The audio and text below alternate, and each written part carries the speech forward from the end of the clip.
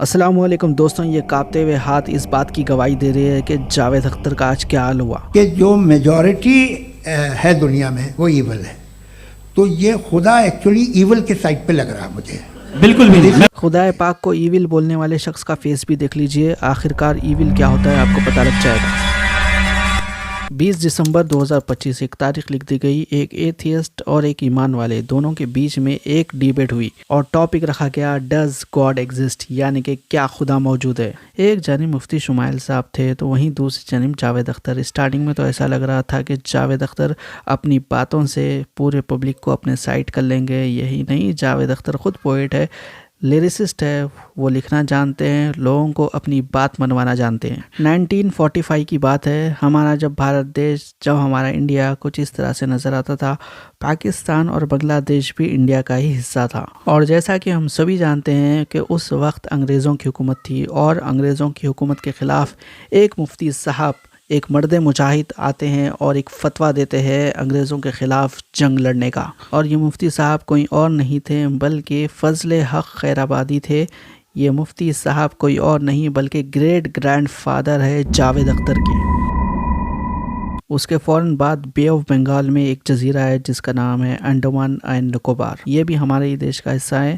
یہاں پر ایک cellular jail ہے جہاں پر جتنے بھی لوگ انگریزوں کے خلاف آواز اٹھاتے تھے ان کو لا کر یہاں پر کالے پانی کی سزا دی جاتی تھی، اور فضل حق خیرآبادی کو بھی یہی سزا سنائی گئی. بڑے ہی بہترین گھرانے میں یہ پیدا ہوئے. اللہ سبحانہ و تعالیٰ نے انہیں عزت کے ساتھ ساتھ شہرت سے بھی نوازا. خاص کر غزہ کی جنگ کو لے کر یہ سوال اٹھا رہے تھے. غزہ میں سالوں سے چھوٹے بچے مر رہے ہیں.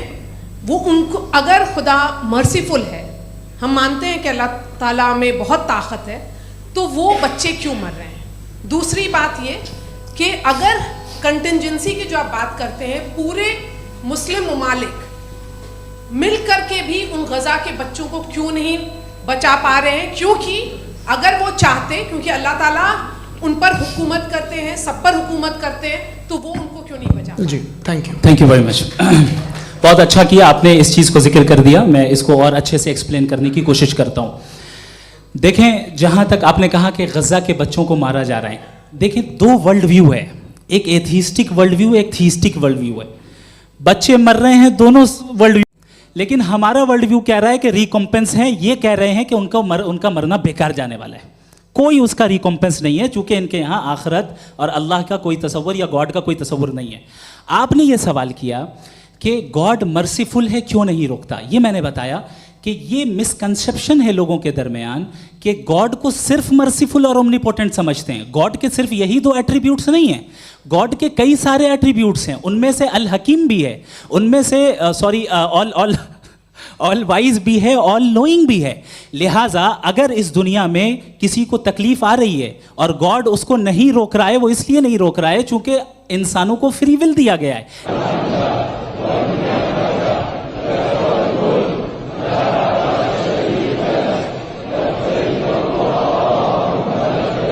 بار بار جاوید اختر اور لوگوں کی جانب سے یہی سوال اٹھایا جا رہا تھا کہ اللہ سبحانہ و تعالیٰ جب ظلم ہوتا ہے تو آ کر کیوں نہیں روکتے. تو دیکھیے، اللہ سبحانہ و تعالیٰ نے ہر ظالم کو دنیا میں مہلت دے دی ہے. یہ دنیا کا جو ٹائم مل رہا ہے، 70 80 سال 90 سال 100 سال جو جی لے رہے لوگ، یہ دنیا میں ان کو مہلت دے دی گئی ہے. جو بھی لوگ ظلم کریں گے اور جو ظلم کریں گے ان کے لیے اللہ سبحانہ و تعالیٰ نے جہنم کو پیدا کیا ہے، اور اللہ سبحانہ و تعالیٰ انصاف کرنے والے ہیں. اور جہاں تک مومنوں کی بات ہے، ان کے لیے تو دنیا ہی قید خانہ ہے، اور جو اللہ کے اوپر ایمان نہیں رکھتے وہ لوگ کے لیے دیکھیے یہ دنیا ہی جنت ہے. تو آپ کو کیا لگتا ہے، کیا غزہ کے اندر جو ظلم ہو رہا ہے، کیا اللہ سبحانہ و تعالیٰ اس کا بدلہ نہیں لیں گے؟ برابر اللہ سبحانہ و تعالیٰ اس چیز کا بدلہ لیں گے، اور جو ظالم لوگ ہیں جو ظلم کر رہے ہیں ان کو ان کے ٹھکانے تک اللہ سبحانہ و تعالیٰ پہنچا دیں گے. آپ نے فیصلہ کر لیا کب بنی. یہ آپ کے حساب سے کوئی 14 بلین ایئر بنی جو سمجھا جاتا ہے. اس سے پہلے ہزاروں کروڑوں اربوں سال تک خدا بیٹھا کیا کر رہا تھا؟ خاموش بیٹھا تھا، ایسی جمائیاں لے رہا تھا. پھر اسے آئیڈیا ہے، یار ایک کام کرتے، وقت اچھا گزر جائے گا، یونیورس پر آپ سے.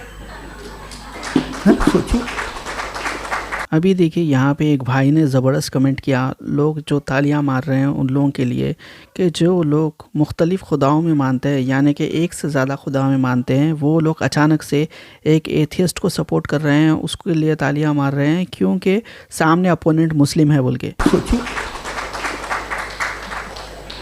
वो तो हमेशा से है ना, मगर यूनिवर्स हमेशा से नहीं है, ये तो बनाई गई है। और उससे पहले क्या था, इनका क्या काम था? जो मुसलमान अक़ीदा रखते हैं, जो फ़ेथ का मामला है, इसको लेकर डायरेक्टली जावेद अख्तर की जानिब से सवाल उठा दिया गया। तो सब में पहला जो क्वेश्चन आया था, जो इम्पोर्टेंट क्वेश्चन जो पूरी डिबेट में था, वो यही था फ़ेथ को लेकर। फ़ेथ को लेकर जावेद अख्तर ने क्या सवाल उठाए और इसका जवाब मुफ्ती शमाइल साहब ने किस तरह से बेहतरीन अंदाज में दिया, दोनों चीज़ें आपको सुनाते हैं। कैसी बात है, ये बड़ा आसान है। जो बात हमें आज धीरे धीरे पता चली है, बरसों 2000 और 2500 साल पहले आपको किसी ने बता दिया कि क्या था, आप मान गए, और तब से वही मान रहे हैं जो 2500 साल पहले कहा गया था। सब कुछ बदल गया है, सॉल्व हो रही हैं चीज़ें। अभी साइंस बिल्कुल दावा नहीं करती, या कोई फिलोसफर ये दावा नहीं करता कि हमें सब मालूम, बल्कि वो कहता है कि हमें जितना मालूम होता है उससे ये मालूम होता है कि हमें कोई इंसाफ नहीं है। तो कोई भी चीज़ जो इंसान ने नहीं बनाई है उसमें इंसाफ नहीं होता है। एक बात मैं आपसे अर्ज़ करूँ, ज़रा पता लगा लीजिएगा, ये जो आप बाग में जाते हैं बेहद खूबसूरत फूल देखते हैं ना, इनमें से कोई नेचुरल नहीं है। ये सारे फूल क्रॉस करके बनाए गए हैं। जो जंगल में फूल होते हैं नहायत मामूली होते हैं, ये फूल इंसानों ने बनाए हैं। जो आप बाग में देख के वाह वाह कहते हैं, ये इंसानों के बनाए हुए हैं। डिफरेंट फूलों को क्रॉस करके, डेवलप करके, फिर क्रॉस करके इस तरह से बनाए गए। नेचुरल फ्लावर नहीं। किसी जंगल वीरान में जाके आप गुलाब के फूल नहीं देखेंगे, ये सब बनाए हुए इंसान ने। बहुत से काम इंसान ने किए हैं। बाकी है कि आपने मेरी एक बात का जवाब नहीं दिया, जिससे मुझे शिकायत है कि फेथ क्या है और आप फेथ मांगते क्यों हैं मुझसे?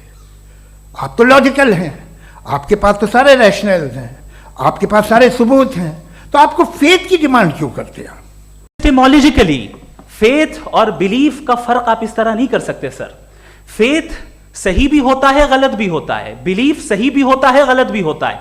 जो लॉजिक, रीजन और एविडेंस से बैक्ड होगा वो फेथ सही होगा। और आप जिस फेथ की बात कर रहे हैं कि इलॉजिकल है और उसके पीछे नहीं है, तो we are on the same page. हम नहीं मानते उस फेथ को। जो फेथ ऐसा हो जिसके पीछे कोई लॉजिक ना हो, एविडेंस ना हो, हम नहीं मानते। हम तो उस फेथ के कायल हैं जिसके पीछे लॉजिक हो और एविडेंस हो। तो बिलीफ सही भी होता है, गलत भी होता है, फेथ भी सही होता है और गलत भी होता है। तो आज फेथ और बिलीफ के डिफरेंस पे बात नहीं हो रही है। आज आप चाहे फेथ एक्सेप्ट कर लें या बिलीफ एक्सेप्ट कर लें, आज ये बात होगी कि ट्रूथ क्या है। चाहे ट्रू बिलीफ सही है या ट्रू फेथ सही है, और फॉल्स फेथ क्या है और फॉल्स बिलीफ क्या है, बात इस पे हो रही। दूसरी चीज इन्होंने पूछा, स्टुपिडिटी फिर क्या है? अगर फेथ, रिलीजन स्टुपिडिटी नहीं है तो और क्या है? चूंकि फेथ का मुतालबा करते हैं तो स्टुपिडिटी क्या है? मैं कहता हूं स्टुपिडिटी एथिज्म है। उसकी वजह यह है कि आप एक सड़क पे जा रहे हो और आप किसी गार्डन में जाएं और देखें वहां लिखा है फूलों के साथ, I love Javed Akhtar, and I really do, I love you sir. So जब आप वहां पर पहुंचे तो वहां पहुंचकर अब ये बताएं, क्या आप ये कहेंगे वाह व्हाट अ नेचुरल सिलेक्शन? ये क्या नेचुरल सिलेक्शन है? नहीं, ये प्रिसाइजली डिजाइंड है, इसके पीछे डिजाइनर है। लिहाजा अगर कोई एक ऐसी कॉमन सेंस की बात को कबूल नहीं कर रहा है कि यूनिवर्स जो इतने प्रिसाइजली काम कर रहा है, हम कह दें कि खुद ब खुद बन गई, मैं समझता हूं इससे बड़ी स्टुपिडिटी और कुछ नहीं है। ये इरैशनल चीज है। फिर हमारे सर ने कहा कि आपने बॉल पे फोकस किया, आइलैंड पे फोकस नहीं किया। अरे आइलैंड को किसने बनाया यही समझाने के लिए तो बॉल की मिसाल दे रहा हूं। और बॉल भी कॉन्टिंजेंट है, आइलैंड भी कॉन्टिंजेंट है, दोनों नेसेसरी बीइंग का मुतालबा करते हैं। तो अगर गुड एंड इविल दोनों मौजूद है तो ये इविल भी खुदा का बनाया हुआ है।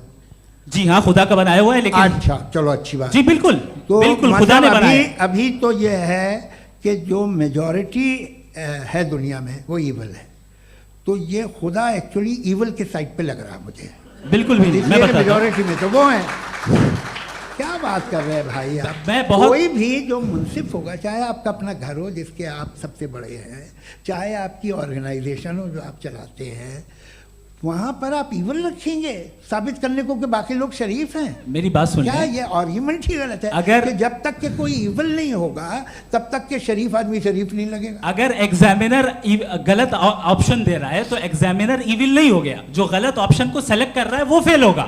क्रिएटर ने इविल को बनाया है लेकिन वो इविल नहीं है। अच्छा सुनिए मेरी बात, चलिए, लेट मी कंप्लीट सर। जी जी क्रिएटर ने इविल को बनाया है टेस्ट के लिए, वो इविल नहीं है। इविल वो होगा जो उसे इख्तियार करेगा। छुरी को बनाने वाला गलत नहीं होता है, छुरी का गलत इस्तेमाल करने वाला गलत होता है।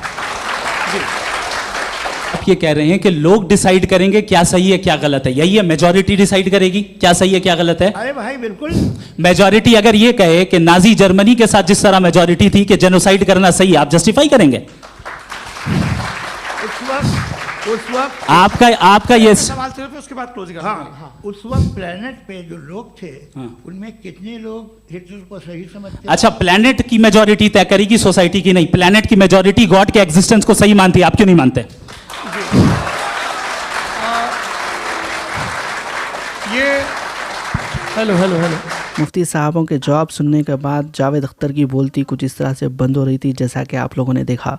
और ये डिबेट को लाइव अटेंड किया मुफ्ती यासिर साहब की जानिब से, और काफ़ी सारे मुस्लिम इंटेलेक्चुअल्स जो बंदे हैं जो सोशल मीडिया के ऊपर वीडियोस बनाते हैं वो लोग भी नज़र आए। और फाइनली इस डिबेट में दीन इस्लाम की जीत हुई है मुफ्ती शामाइल साहब के ज़रिए से।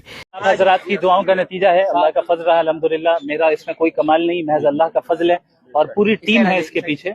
और मैं समझता हूँ कि जितने मुसलमान हैं वो पूरी टीम थी। कोई जो यहाँ आ सकते थे वो आए, जो दुआ कर सकते थे उन्होंने दुआ की। अल्लाह रब्बुल आलमीन सबको जज़ाए खैर अता फरमाए। अल्लाह सुब्हानहू व तआला से यही दुआ है कि जो जावेद अख्तर साहब है अल्लाह सुब्हानहू व तआला उन्हें हिदायत नसीब फरमाए। और जहाँ तक मुफ्ती शमाइल साहब की बात है, अल्लाह सुब्हानहू व तआला इन्हें और नॉलेज अता फरमाए, ऐसे ही दीन इस्लाम के वास्ते दीन इस्लाम का झंडा बुलंद करने वाला बनाए। काफ़ी ज़्यादा बेहतरीन डिबेट था। मुफ्ती शमाइल साहब के जो चैनल की लिंक है डिस्क्रिप्शन में डाल दूँगा, वहाँ पर आप इनका पूरा वीडियो ज़रूर देखिए। और भी वीडियोज़ के लिए हमारे चैनल को सब्सक्राइब करिए। इंशाअल्लाह अगले वीडियो में मुलाकात होगी। अल्लाह हाफिज़।